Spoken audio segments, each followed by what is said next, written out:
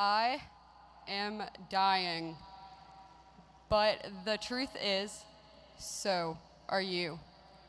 The only difference between you and me is that I know what I will likely die from. At 15, I was diagnosed with mitochondrial disease. It's a terminal genetic condition with no treatment, no surgery, no chance of remission, no magic pill, and worst of all, no cure.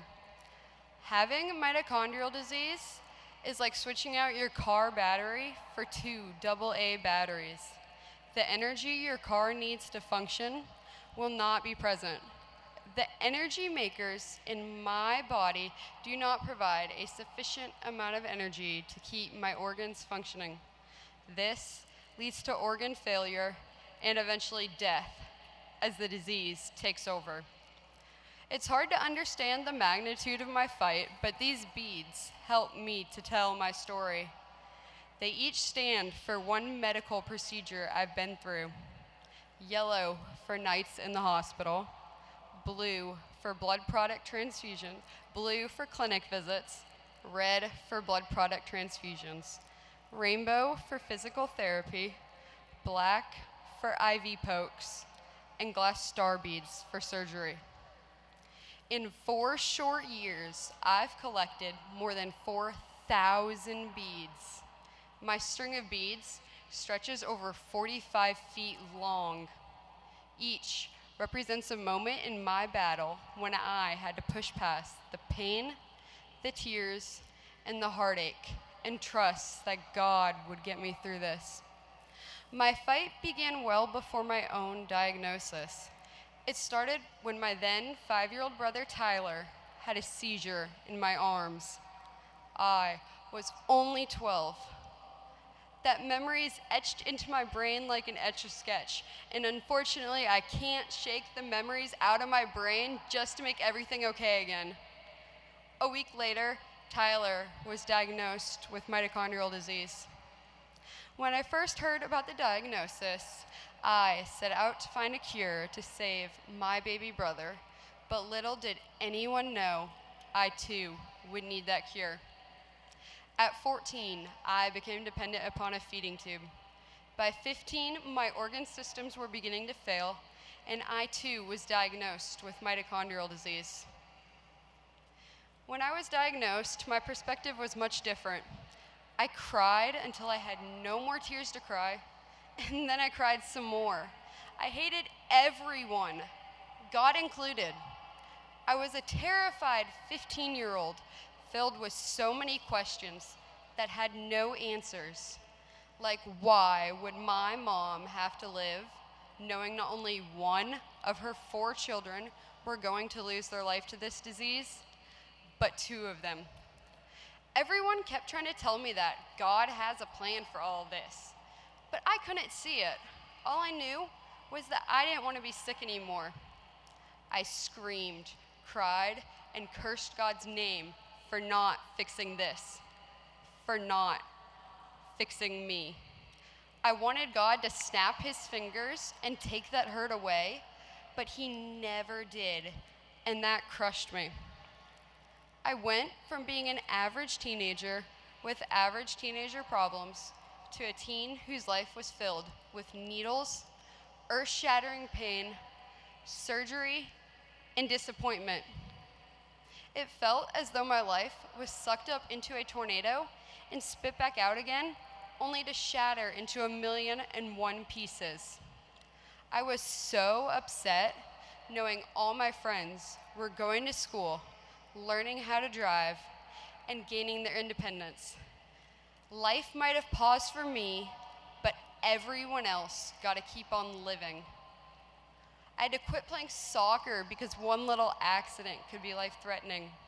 My first organ to shut down was my digestive tract, which has made me unable to eat or drink and rely on IV nutrition. Could you imagine not being able to eat your own birthday cake? There were days when I couldn't walk 10 feet to the bathroom on my own because I didn't have the strength to support myself. There's nothing more soul-crushing than not being able to be independent at a time in life when I was supposed to be gaining that independence. While my friends went to school, I went to the hospital. I've spent my days in hospital waiting rooms watching Paw Patrol with 5-year-olds or AARP commercials with 80-year-olds. It was in those moments that I've never felt more alone in my entire life. I felt like the world was trying to break me, but one day my heart started to change. God wanted me to wake up and realize that I didn't have to feel angry, isolated, and afraid. So to help me cope, I wanted to find other teenagers who were in situations similar to my own. I began to search social media. The first girl I met was Chrissy. She's from Canada and lives with a neuromuscular disorder. 6 years later, we're still best friends despite living in 2 different countries. Shortly after, Chrissy introduced me to a girl named Bryn, whom I shared a few common diagnoses with. So we started messaging each other back and forth about our experiences. Little did any of us know, Bryn and I lived in the same general area and were being treated at the same hospital. Talking to Bryn and Chrissy made me realize I wasn't the only one having this experience. I finally found 2 friends who understood my reality. I thought everybody should have what we have. So I created an online support group for teenagers in my situation. 6 years later, more than 500 teenagers from nearly 20 countries are a part of my support group.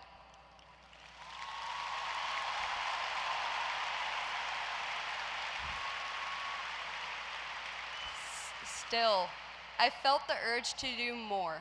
I no longer felt lonely, but I still felt misunderstood by the general public. The rest of the world needed to understand the magnitude of the fight I was facing. So I started an online blog. At 15, I became the one to advocate, to lead, and to preach it because I decided, if not me, then who?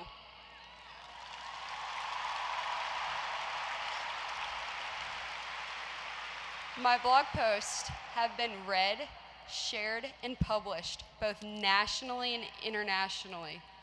Every day, I get messages from strangers who are inspired by my story. There are parents who finally understand what their kids in my situation are going through. And there are people who have been diagnosed with my disease after reading my blog and speaking to their doctor. I came to realize that God was working in me to help others face their own tragedies, and in return, they were helping me to tackle mine.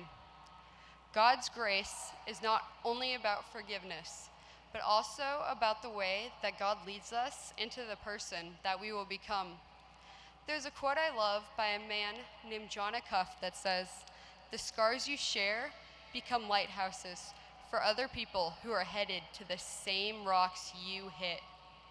Throughout my journey, God was preparing a new me to be a lighthouse for others, even when I didn't understand why this was his plan.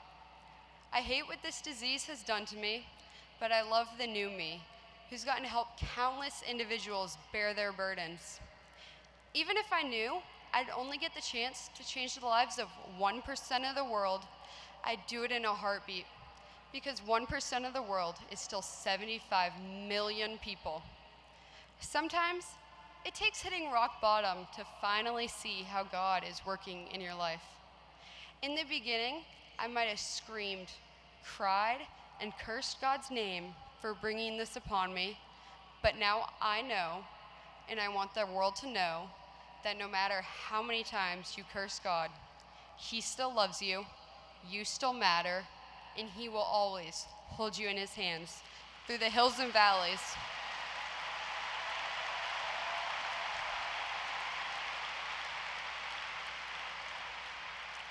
And He will always hold you in His hands through the hills and valleys of this life.